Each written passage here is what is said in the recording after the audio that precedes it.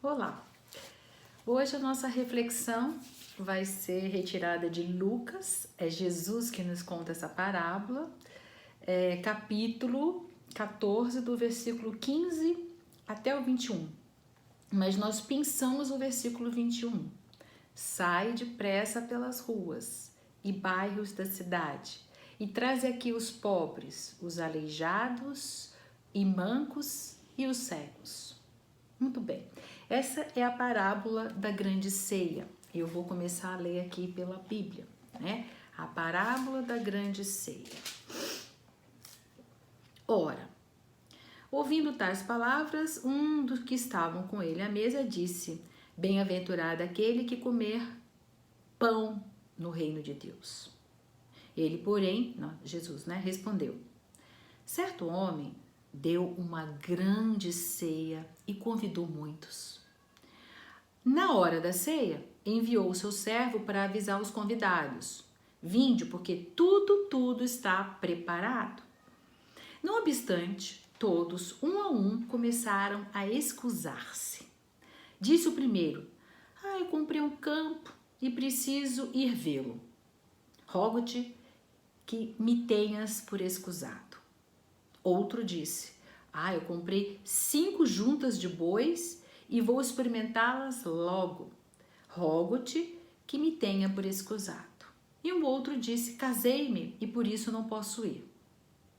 Voltando o servo, tudo contou ao seu senhor. E então, irado, o dono da casa disse ao servo: Sai depressa para as ruas e becos da cidade e traze para aqui os pobres, os aleijados, os cegos e os coxos, que é o nosso versículo. Depois lhe disse o servo: Senhor, feito está como mandastes, mas ainda há lugar. Respondendo-lhe o Senhor: Sai pelos caminhos, pelos atalhos e obriga a todos a entrar, para que fique cheia a minha casa. Porque vos declaro que nenhum daqueles homens que foram convidados provará a minha ceia. Muito bem. O rei, é Deus. É isso que Jesus queria falar, E as bodas do filho é o convite, é a chegada do evangelho, na terra. Naquela época, bodas, uma festa, se convidava muitas pessoas, quase toda a cidade participava, E todos vestiam roupas e a festa durava uma semana, não era um dia não, Muito bem, voltando aqui. Então, o convite é a chegada do evangelho na terra. E o servo, são os apóstolos e todos os demais missionários, inclusive nós. É aí que nós vamos refletir juntos nesse evangelho de hoje. Na época de Jesus, o servo eram os apóstolos, Que convidaram que povo? Os hebreus, os primeiros convidados, pois estavam preparados por Moisés para compreender as novas lições que Jesus trazia. Por isso que ele fala, trago uma boa nova. A palavra boa nova quer dizer evangelho, evangelho quer dizer boa nova, uma boa nova notícia, Mas eles repeliram a Jesus, o mestre. E então ele manda outros, servos, que são os novos missionários encarnando aqui na terra, para fazer o convite, chamando desta vez a todos. Sobre diversas formas, através dos tempos, o banquete do Pai nos oferece iguarias que vão se diferenciando para agradar os diversos paladares. Então nós temos o catolicismo, o protestantismo, o budismo, o espiritismo e assim muitos outros, para agradar os diversos paladares. A essência, amigos, a verdade é a mesma, só que preparados de formas diversas. Os pratos pretendiam atrair desejos diferentes, certo? Um domingo, há uns 10 anos atrás, lá no dia 15 de dezembro de 2010, lá no programa do Faustão, eu vi uma palestrante, uma pastora, que é a minha cunhada, a pastora Ludmila Ferber, protestante, de mãos dadas com um padre católico, o padre Fábio de Mello, né? Eu achei muito bonito isso e guardei isso na minha mente nesses 10 anos, né? Selando a união da mensagem de Deus, né? Interpretações particulares da mesma verdade, porém unidas na maior verdade de Jesus, amar ao próximo como a ti mesmo. Olha que lindo, né? Respeitar e fazer aquilo que gostaríamos que fizesse conosco. Nunca poderíamos, naquela época, imaginar na TV, numa audiência grande que tinha, né, esse programa, trazendo a linguagem do amor através da música, né, que rompe barreiras de intolerância religiosa. A música, queridos, ela fala no nosso íntimo, não é verdade? Sejamos nós adeptos a qualquer religião. Quando a música nos toca, né? Música com mensagens de Jesus falando a milhões de corações de telespectadores naquele dia. O convite, queridos, sendo feito, quer seja, nós vemos através desses 10 anos que se passaram no cinema, né? Nas novelas, nós vemos agora no outro canal várias novelas mostrando o Evangelho para que todos pudessem, quem tem preguiça de ler, aprender, quem gosta de novela, né? Ontem mesmo eu estava revendo uma novela brasileira que não deixa a desejar para nenhuma filme, né, dos Estados Unidos, desses especiais, uma novela sobre a vida de Moisés, tão bem feito, né? E tantas outras fizeram, nós tomando, né, conhecimento desse evangelho, tanto do Velho Testamento como história, mas trazendo também ensinamentos muito importantes. Então, olha só, olha como houve essa evolução, como o convite tem sido feito, né, no cinema, enfim, a Boa Nova, o Evangelho rompe barreiras, né? Unindo mentes, unindo corações, unificando os filhos de Deus. E nós? Como nós poderíamos ser servos? Os servos que vão, né? Como nós começamos na parábola, que ele manda outros servos, depois mais outros, e nós hoje, 2020, também somos servos que vão convidar para o banquete do Pai Celestial, né? Somos também, amigos, esses discípulos do Mestre, porque faremos o convite através dos atos, da nossa postura, da nossa fala, a nossa vida transparente. Se fomos chamados ao entendimento desse evangelho de amor, é o Rei, Deus, que nos pede que venhamos a sair pelas estradas, pelas veredas da vida, né? Chamando os colegas de trabalho, os amigos no meio social, os nossos familiares ao banquete do Pai Celestial, sendo nós representantes em atitudes, em postura do Evangelho redivivo. É isso o nosso objetivo da manhã de hoje. E quanto mais nós nos aprimoramos, mais seremos notados e mais atrairemos os nossos irmãos para saborear a iguaria que o Pai oferece. Entendeu? Não é através de palavras, mas através de atitude, de posturas. E é isso que é importante. Quando a pessoa percebe uma mudança imensa de nós, elas querem saber o que aconteceu, o que você fez para mudar tanto. Esse é o nosso convite, a nossa participação. É assim que nós vamos convidar as pessoas à nossa volta. Ele compara a uma festa, pois o reino dos céus é tudo alegria e tudo felicidade, por isso é uma festa. E precisamos nos vestir adequadamente ao casamento, como ele fala, né? Uma roupa especial. Quando nós somos convidados para um lugar, nós temos que vestir uma roupa adequada para aquele local, né? E o que nós estamos fazendo a cada reflexão aqui? Nós já estamos lá pelos 50 e poucos, outro dia eu contei, eu já tenho 50 e poucos reflexões, né, nesse canal do YouTube. A cada semana, a cada reflexão dessa, nós nos recolhemos aqui para abandonar antigas paixões, refletindo naquilo que somos ou deveríamos ser, esquecidos por algum tempinho daquilo que temos ou desejamos ter, porque nós passamos o tempo todo querendo ter, desejando ter, né? Então a gente esquece um pouquinho isso e começamos a pensar naquilo que nós somos atualmente, como somos, né? E como nós gostaríamos de ser, esquecendo do ter. Vestindo agora novas vestes, nos preparando para atendermos o convite da festa do Pai Celestial. Porém, amigos, tomemos cuidado, né? Porque nós temos também desculpas, como tiveram naquela época. Talvez nós não temos um sítio, nem bois, nem casamentos para escusar como é naquela época. Mas nós temos muitos. Desânimo é uma desculpa. Irritação é outra desculpa. Uma visita inesperada, né? Ai, eu não tenho tempo. Ai, não, para ir daqui até lá é um transporte muito difícil. E a gente não pode mais reclamar, hein? Porque nós temos metrô para tudo quanto é lado aí, né? Profissão.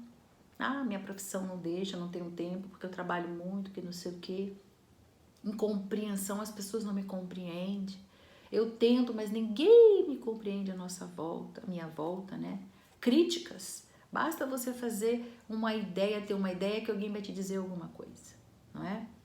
Falta de entendimento para aquilo que você está fazendo. Ah, não dá dinheiro nenhum, por que você está fazendo isso, não é? São coisas que vão acontecendo e que nós precisamos entender que as desculpas de outrora, lá atrás, hoje são novas, mas também são desculpas, né? Que muitas vezes inconscientemente encontramos para adiarmos a nossa transformação, né? Porque nós sabemos que essa transformação, essa mudança íntima é trabalhosa e também dolorosa. Mudar de postura, largar vícios, não é tão fácil como a gente pensa. Nós somos muito acostumados com os vícios. O nosso corpo bioquimicamente está acostumado com a nossa maneira de ser atual. E quando nós desejamos fazer a mudança, nós temos que lembrar que o nosso corpo está acostumado quimicamente a receber hormônios, adrenalina, noradrenalina, etc. e tal, para aqueles sentimentos, para aquelas emoções, para aquela maneira, né?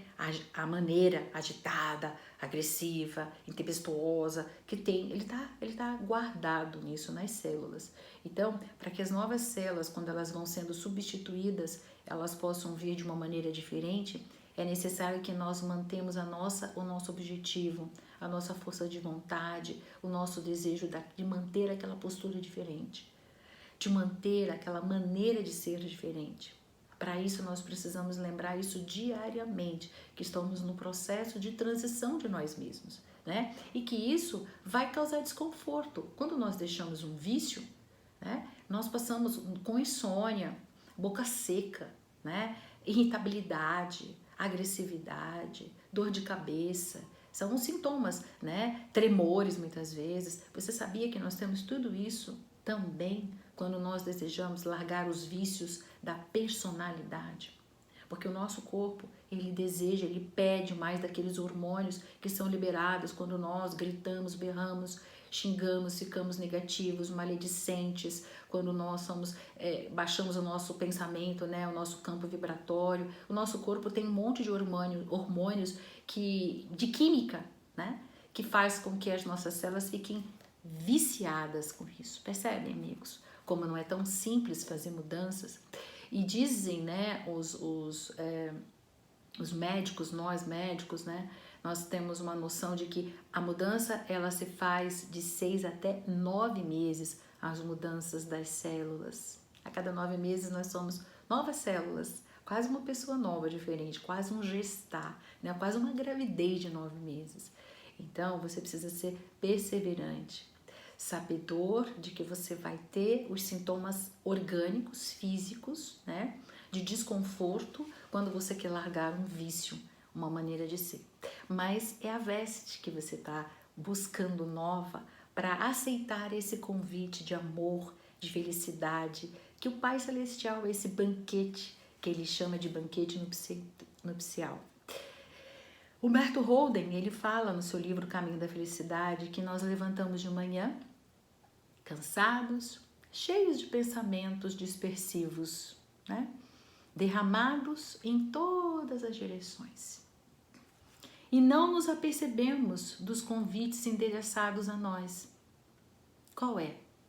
Quando a gente acorda assim, como diz Humberto de Holden, todo dia a gente acorda e começa aqueles 300 pensamentos. Que eu vou fazer isso, fazer aquilo outro. A gente nem agradece a Deus por ter acordado, por estar com saúde, né? Por ter oportunidade de sair em busca de ajudar ao próximo, de ter a mente aberta, de ter o olhar desperto para as coisas que não estão sendo mostradas, de ter o ouvido que sabe filtrar aquilo que não deve entrar para não contaminar a mente, o cérebro, né? Para não atrapalhar a nossa decisão de mudança e de postura, percebe? Mas a gente acorda com esses pensamentos dispersos, esquecemos de tudo isso e não nos apercebemos do que está sendo, muitas vezes, né? Sendo convidado cada um de nós a cada manhã para esse grande banquete. E sabe qual é o convite? O convite é para servir, né? Aproveitando a oportunidade exatamente no momento em que ela se mostra. Isso é muito importante, né? Alguém fala mais agressivo, alguém trata mal você logo de manhã quando você acorda, alguém fala alguma coisa que você não gosta. É o convite. Para quê? Para a paciência, para o equilíbrio. Lembrando que nada disso pode te afetar interiormente, só você pode atuar em você, né? Para o bem ou para o mal, é só você. É só o teu pensamento, é só o teu sentimento que muda dentro do teu corpo, não é verdade? Então, nesse momento, nós temos que lembrar desse convite de Deus. Qual é? O convite de entender, de compreender, de não responder, de agir com bom humor, apesar de, né? Então isso é importante. Mas pega essa oportunidade na hora que ela se mostra, não deixa passar.